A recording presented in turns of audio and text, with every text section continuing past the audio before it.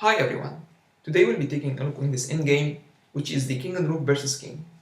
This endgame is winning for the side having the extra rook, meaning that black here has a forced checkmate.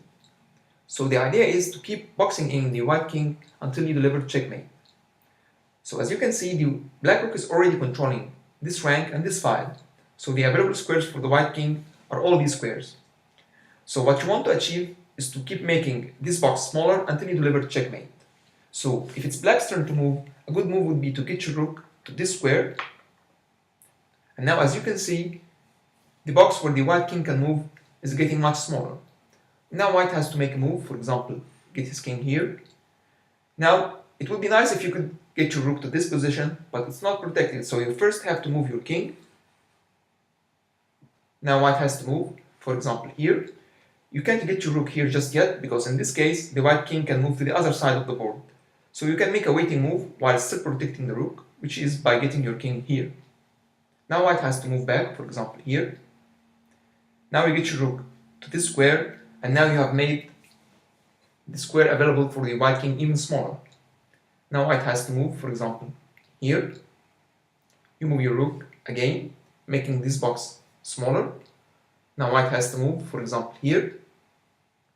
Now you'll have to get your king closer to the rook to keep protecting it. Let's say get the king here.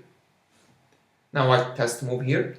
Again, you can just move your rook here, because in this case the white king can escape to the other side of the board. So you have to make a waiting move by getting your king just here. Now white has to move back.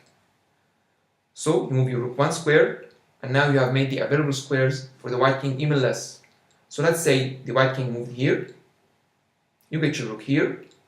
And now the only available squares are these two squares for the white king. So he has to move here. Now you need the assistance of your king, so you have to get your king closer, for example here. And if the white king moved here, as we said, you have to make a waiting move, because if you got your rook here right now and deliver the check, you can just escape to the other side. So you make a waiting move, just get your king to this square, and now again the white king has only one square available, which is this one.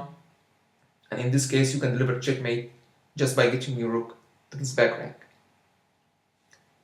Okay, so this technique, you can apply it in any position where you have a rook against a lone king, but it can also be much a quicker mate if you have a position like this one.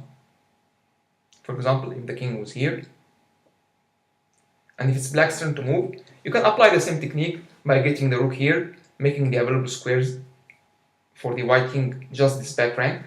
But instead, a better move would be to get your rook here, because in this case you prevented the white king from going to this side, and he has to move back to oppose the black king, and now you can just deliver checkmate.